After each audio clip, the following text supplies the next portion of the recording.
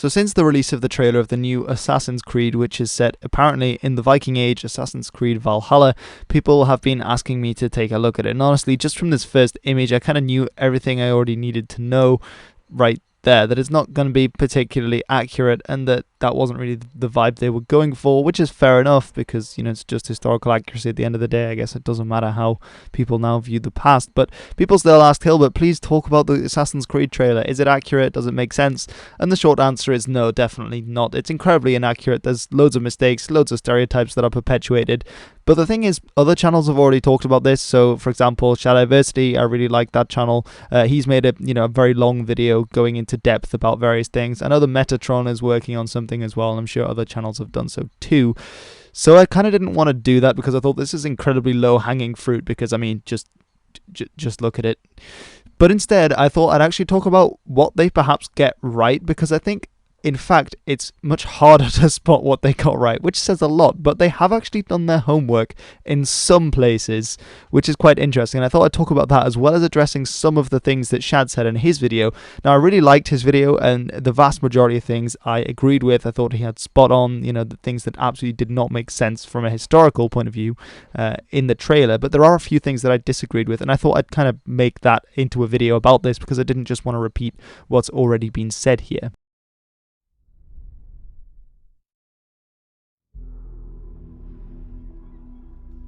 They are heartless.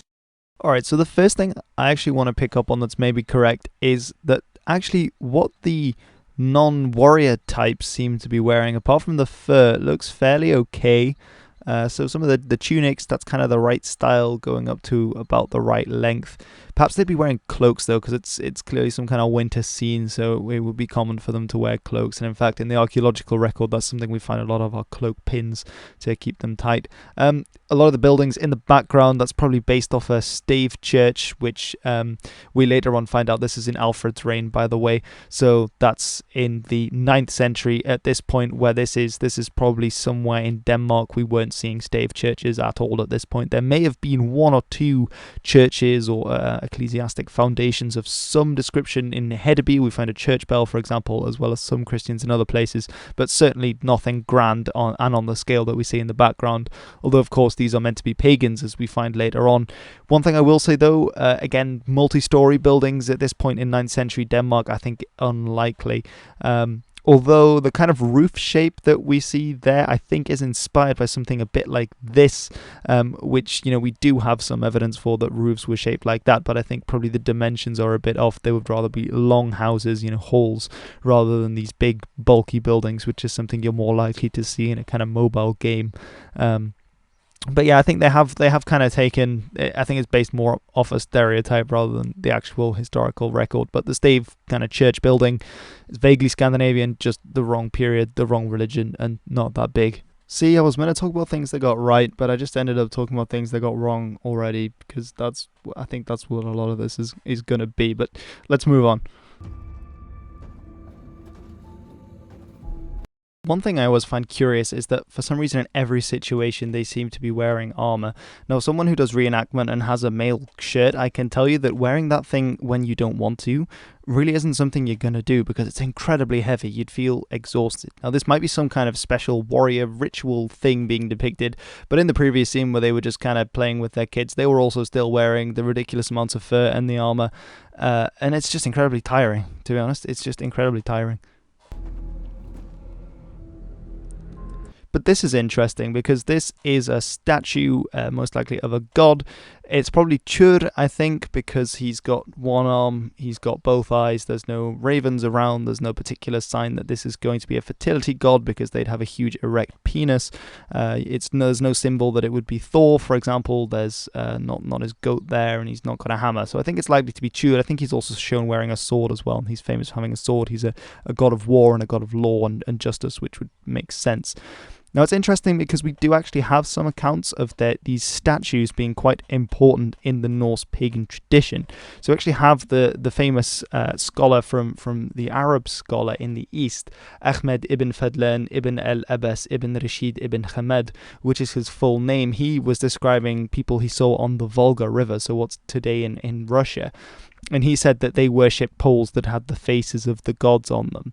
Now, it's possible that these were influenced by the Slavic tradition, actually, because we do know that in the Slavic tradition at the time, the pagan tradition there, that these wooden statues were very important. And we read, for example, in the Russian primary chronicle that Vladimir, who was the one who decided to convert the Kievan Rus to Christianity, that he destroyed pagan statues. But we also get similar traditions in the West. So we also hear about it from Adam of Bremen. He was writing in the 11th century in his history of the archbishops of Hamburg-Bremen, this very important religious house, that at the temple in Uppsala there were 3 statues of the 3 main gods. But we should be very careful with this, because this mirrors what he was saying about different gods from antiquity. So he was comparing them to Ares and Jupiter and Mars, for example. And this is probably quite suspect. Also, he never went to Scandinavia himself that we know of, so it's unlikely that actually he had very accurate information in that regard. So we need to be a little bit careful. It's also possible, that the kind of skulls they've got in the background are you're kind of stereotypical. I can see there's a cow and what looks like some form of deer as well with the antler, but actually he does say that they sort of sacrificed a lot of animals of different kinds, and there has been some evidence found of sacrifice going on, but it's more likely that this is again him kind of embellishing the stories, though unfortunately we have incredibly little evidence of what went on at various temples. We also have Thietmar of Merseberg. He described that there was a pagan cultic site at Leyre in Denmark. It's on Sjælland, I think, the island, but again we have found incredibly little archaeological evidence to speak of there, so it's a bit up in the air with the actual facts of what the pagan tradition looked like, what these temples would look like. But I think this is a fairly good go. They've gone off the statue idea, and I think that's fairly possible that that's something they would have gone for. And I think this is fairly solidly, this is the god Tjur that they are depicting. There's a few, let me just find a good place to pause it there. There's a few things I want to say about this priestess figure. And sort of mixed reviews on TripAdvisor would be my kind of take-home message for this last. So let me just play it back and see if I can get a... Okay, so first of all, we have the antlers on her head. Now, I must say I'm thankful that none of the Viking characters have helmets. I mean, actually, no, I'm not thankful they don't have helmets, but I'm thankful they don't have horns on their helmets. However, in a cultic purpose like this, there is actually some really good evidence for, in a cultic practice, people wearing some sort of headgear with the horns attached. Now, you see this all over the world in various shamanic societies, especially, because you're kind of taking on the role of an animal or of a spirit-like creature. And I think you see this, you even see it way back if you go to the Gundestrup cauldron, which is, I think about 200 AD is often the date that's kind of given to that. You see a figure, a very famous figure with the horns on the head, which might be a representation of a particular deity or of a priest imitating the deity or connecting with the deity. It's showing that there's something more than human. They're in touch with the divine in some sense. Again, we see this on other things as well. From the Vendel period, we find helmets that have this depiction of horns, or of what look like horns, but then on closer inspection, they're actually birds that are put together as horns. So I think that's fairly good that they have that depiction for someone in such a situation as a priestess. I must say, for someone from the period, she's incredibly scantily clad. I mean, look at that. I know why they've done this, but it's cold, there's snow on the ground, she's going to be absolutely freezing. Something else interesting though, while my eyes are on that part of her, is that she has this necklace around, and actually some of the more orange ones might be amber. Which is interesting because we know there was a huge amber trade that was going on in the Viking Age. There's lots of amber in places like the Baltic, and the Vikings, they were going over to the Baltic at the time. They were trading with local people there, probably taking it as well, but largely traded. So it's very possible that is amber. That's something that we know that they had. She's got some kind of rune around her neck, which is, fair enough, I guess. She's got tattoos on her hands. We do have some evidence for tattoos. I believe it's Ibn Fadlan who also mentions that the people there were, covered in tattoos from head to toe, or it might have been Ibn Razi potentially as well, another Persian traveller that went to the east and potentially saw Scandinavian people. But actually the bit that's sort of going down, the fur's ridiculous, but you've got the kind of tablet weavy bit that goes down here, and that might well be tablet weave. It seems to be in a kind of Bora style, which we know was being used in Denmark in the 9th century, and so this kind of interlacing pattern, I think that's quite accurate. We do have bits of evidence reference from that. You see something similar on the Osseberg, on the tapestry that survives from there. So that's quite good. Parts of this have been well thought out. Now, if I stop on this next freeze frame, there are a few things I want to pick up on.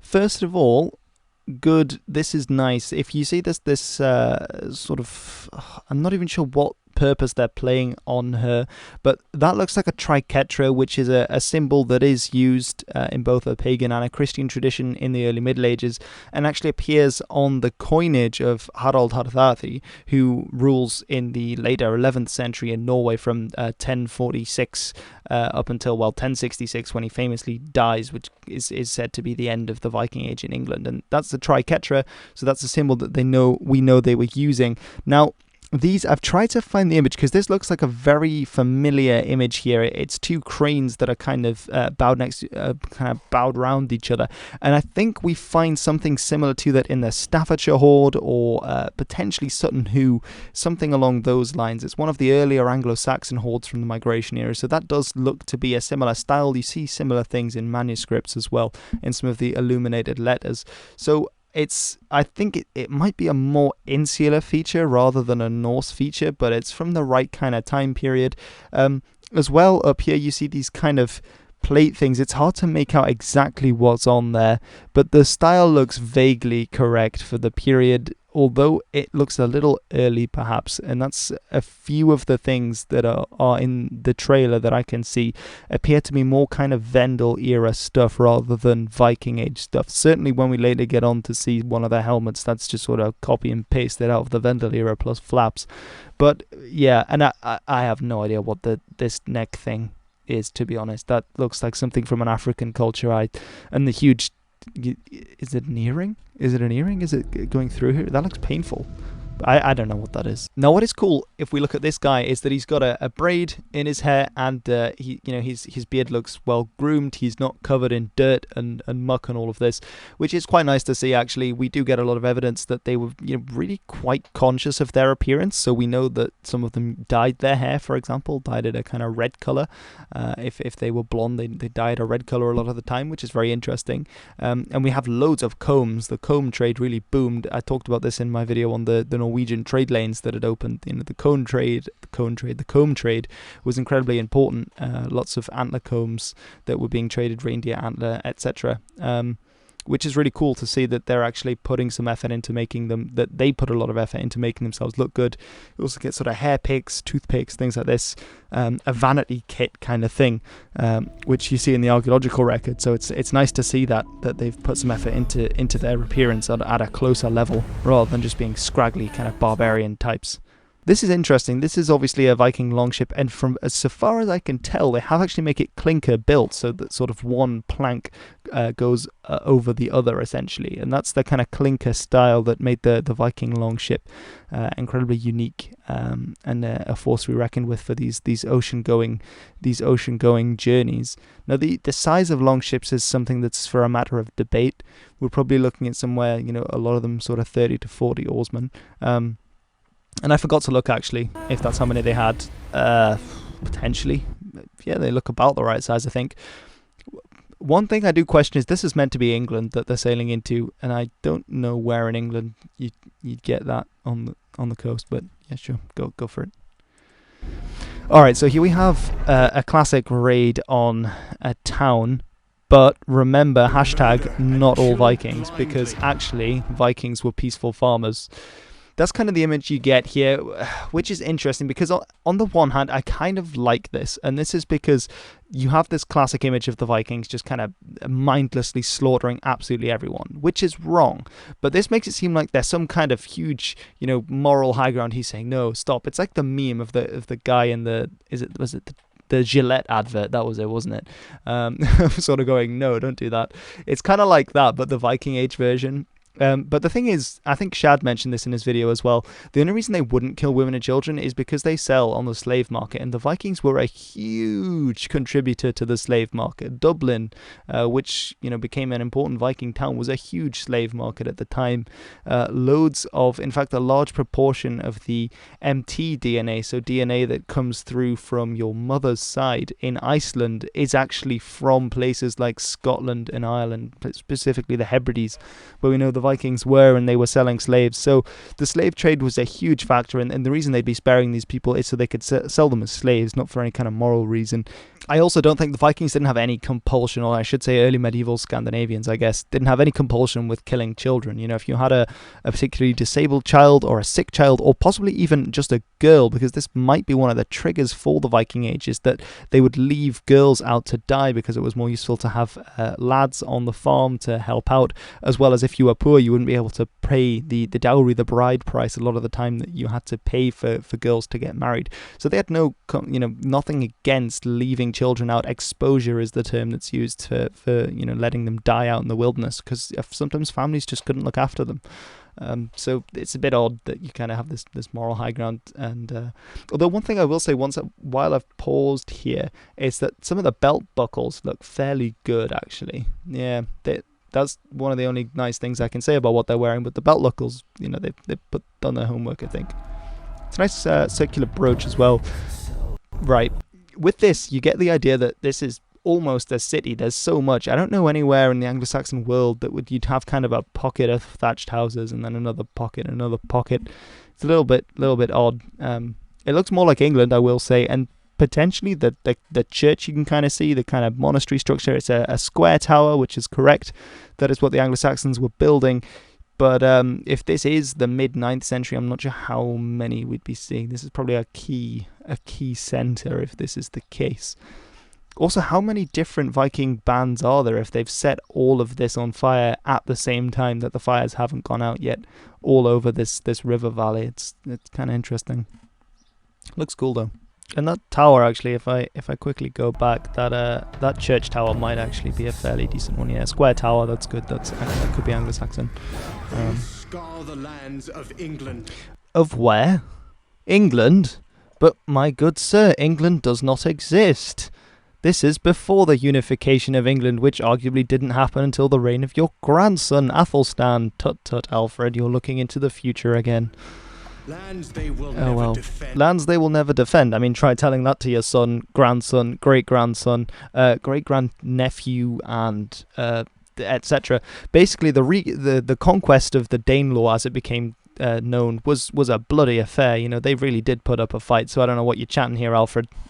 Really, honestly. Again, it's interesting. We see this post, this god figure being erected, but in the middle of a town rather than in a kind of clearly cultic context, which is interesting. I also find it interesting that the Vikings are kind of the good guys here, which is fair enough, because obviously it's good to see history in a more nuanced way. But they are literally, if this is England, they are literally invading. It was called the Great Heathen Army, not the Great Heathen Peace and Love Party, for a reason. They did invade. They killed Anglo-Saxon kings, and they probably took land. It wasn't all blood and gore, and there was a lot of peaceful interaction and a lot of cultural mingling and all of this. I'm not trying to say there wasn't, but at the end of the day, they did sail in, kill people, and settle land, which the locals weren't too happy about. So really, Alfred, you've got to wonder: are we the baddies? I really can't put any more memes in this, because genuinely, this video has gone for almost 20 minutes and I'm not even up to the first minute of the trailer, so I kind of need to get a move on. Never love.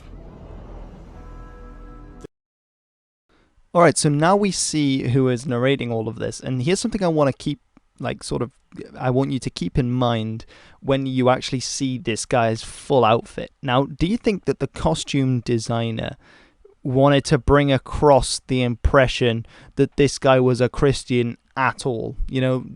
Just with the very simple design element that appears on, I don't know, his cloak, the hem of his clothes, his chair, the window, the decoration behind him, his brooch, his crown. Just bear that in mind for a second, because wow, that's a lot of crosses in one picture. I mean, he was Christian. He was probably quite a pious man at that.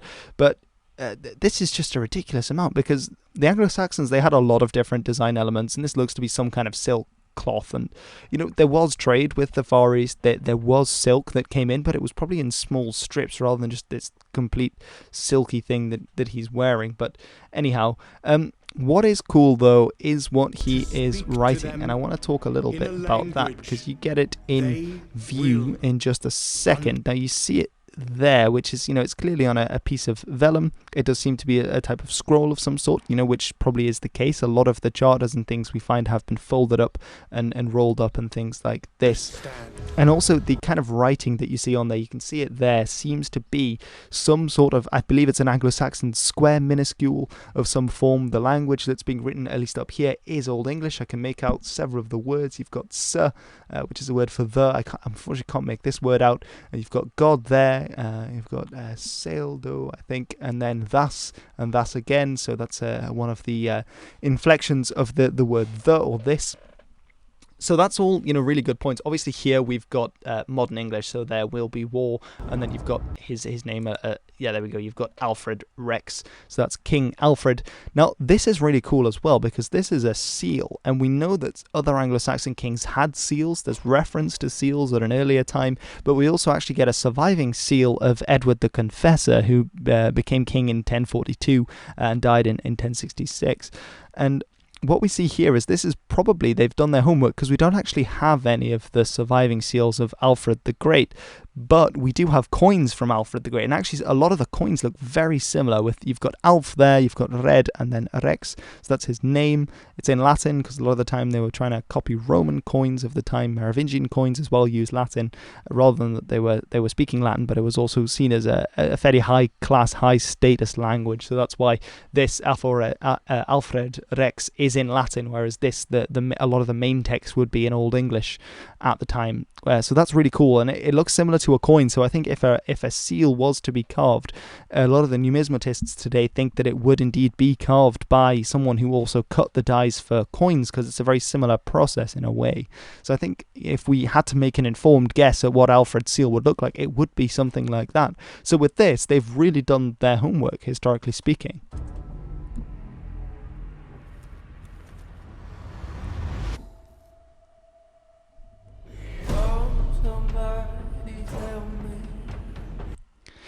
Alright, so one thing I would say about this is, when there's that thick of a fog and you're on a coast, particularly a coast you don't know particularly well, would you really be sort of sailing and mounting an attack, or would you wait for the weather to be clearer? Now, of course, you could be using the fog to your advantage to attack without, with the element of surprise, but considering you're in ships anyway, these ships could go great distances in a day. They could go up rivers and all sorts. Wouldn't they just sort of wait, because they'd have the element of surprise anyway?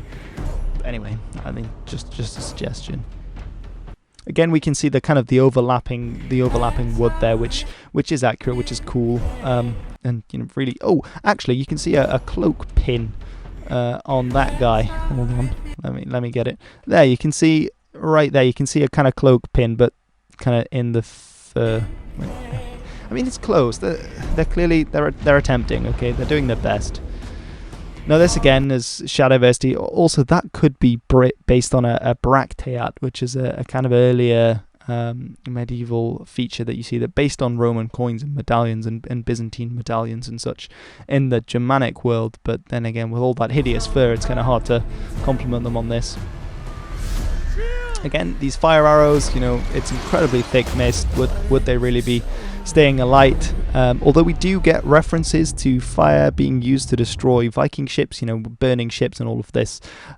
So I guess there is that. But did they douse themselves in petrol before they filmed this scene? Because this is, an incredible amount of fire for just being hit by a tiny arrow. And I'm gonna just go through and pause when we get the scene here, because Shadowversity made the comment about kite shields and that it was cool and that he likes kite shields. And no disrespect to Shadowversity at all.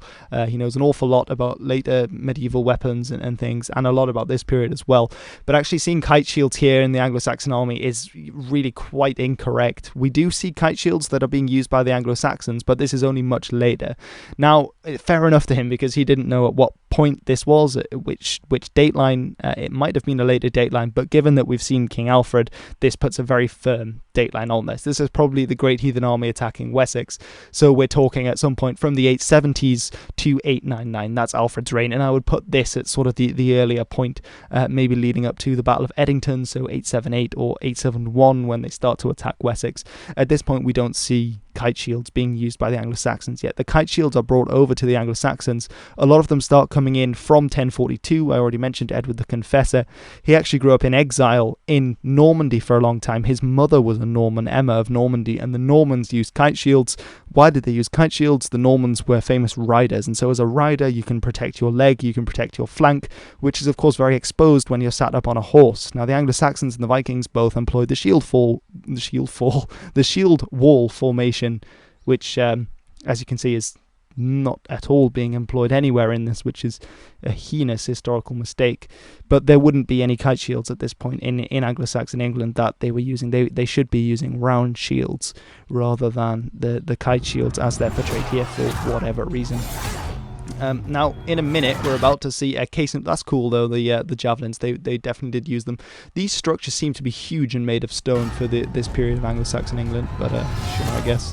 Now, we're about to see a case in point of why you fight in a shield wall, because there you go. If you charge in without your mates, you get absolutely decked by anyone else on the battlefield. That's why you fight together, because together your mates look out for you, you look out for your mates, you work in a formation, which just doesn't happen at all in this video. Now, more to come on that helmet later on. Some of these guys, they don't look terrible. The helmets are a little bit questionable when we have kind of more simple nasal helms and such. It's nice to see that they're wearing chainmail, but then very weird to see that they don't have a shield. Pretty much everyone would be carrying a shield on the battlefield at this point, even if it's a slung shield. If they're using a two-handed weapon, the throwing axe, again, interesting addition. We know there were throwing axes that were used in the early Middle Ages. We know the Francisca is the famous one that's being used by the Franks a little bit earlier on. I'm not sure exactly how much evidence we have for throwing axes being used in the Viking period, but I guess why not, you could say. Again, you see sort of weird kite shield, ridiculous axe, but I promise not to talk about all the inaccuracies too much. So kind of the last thing I wanted to talk about, let me see if I can get a good freeze on this, is the dude in the helmet, that's kind of walking over. Now this guy is clearly meant to be Odin, I think. He's the hooded figure from Norse mythology, a god of battle. And you see one of the ravens flying over there, and that's symbolism for Odin. Yeah, which is interesting. It was an interesting maneuver back there, actually. Hadn't seen that before. Okay, so this guy coming up, this is a fairly good still. There's also a man bun. Oh. Okay, anyway, the guy in the helmet. So I don't know what's going on with the fish scale armor. That's kind of funky, I guess. And also notice that this goes down in like a flap. Does he have actually no, I can't say that. But anyway, I don't know what he's protecting down there, basically, and it doesn't make sense why he's not protecting his legs, which are a definite target as he gets stabbed in the knee later on, but he is protecting sort of this nothingness between his legs. Anyway, all right, so this is the best freeze I could get on the helmet, and I just quickly wanted to talk about some things to do with it there. So I think this is quite good in the center. You can see the eyebrows. It's very reminiscent of Sutton Hoo. The only problem is that this would be quite a good helmet if this was set in the Vendel period. So the Vendel period is the era in Scandinavia that precedes the Viking Age. Now the Sutton Hoo helmet definitely bears some certain hallmarks of the Vendel period stuff. Now which is why they think it might have been brought over by a Swedish dynasty, the Woofings, as they're called, or the Wolfings, in East Anglia at the time. Now we also see the panels on the side there. That's good. We see that on particular Vendel helmets, like I think it's called Valsgärde in Sweden is a very famous example of this. We see certain interlace again there under the eyes. These are things that we see on Sutton Hoo and other kinds of helmets, although I think the main inspiration for this is the Staffordshire helmet from the Staffordshire Horde.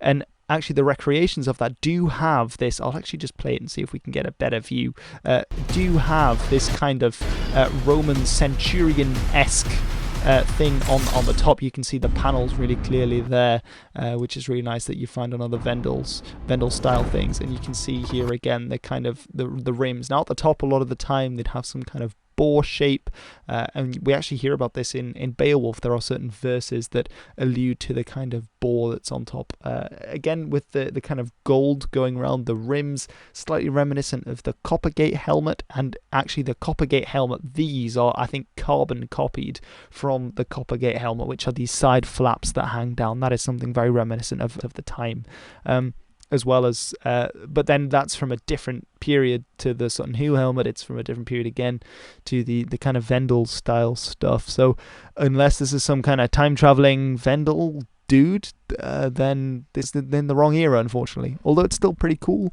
It looks pretty cool. He looks pretty intimidating, pretty scary.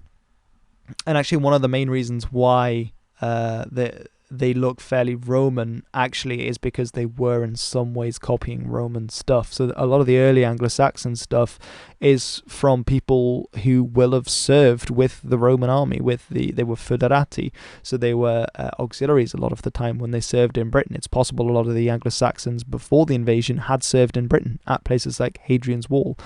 And in fact, you see on Hadrian's Wall, there's a stone not too far from where I live, actually, in a place called Corbridge. There's a stone that mentions the Frisian cavalry auxilia.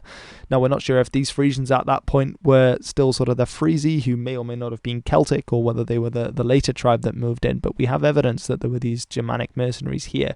And so the reason some of the stuff looks similar to Roman stuff is, well, because, a lot of them were in the Roman army, and they learned a lot of the techniques, like the closed helmet and things like this, from the Romans, which is why you see earlier period Anglo-Saxon stuff, which is more like that. Later on in this period, you'd be expecting more kind of nasal helmets, stuff like the Coppergate helmet for the Anglo-Saxons. Whereas for the Vikings, actually, which is something that they really missed the trick on, if you want something like that, this is the prime era for the spectacle helmets, for the kind of ones that make them look like the birds of prey, like you see at the Geirmundbu.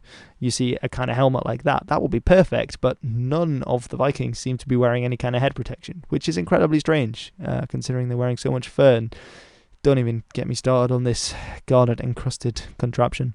Oh, a final point I need to bring up actually is that Shad mentioned in his video that there weren't any boar spears at this point, or that they weren't being used in the Viking era, and that's not actually correct. This isn't just me being pedantic. This is actually me trying to plug another of my videos that I made when I went and handled some Viking Age equipment in the Cambridge Museum of Archaeology and Anthropology. So they did have winged spears at this point, but I think he's right in saying that in Scandinavia they weren't incredibly popular, so we get a lot more of them. The Franks, we know, were using them at this point, and I believe that these were Anglo-Saxon that they were using. So if it's the Anglo-Saxons using them, there is an archaeological basis for that, although less so for the actual Scandinavians at that point. But I thought that was interesting, and I'll leave a link to that in the description below, as well as a link to the trailer and to Shad's video as well, which I'd highly recommend you check out. Anyway, so thank you very much for watching. I hope you've enjoyed this. I've just kind of gone through the trailer and rambled a bit, but anyway, I've been HIlbert, and this has been The History. I'll see you all next week.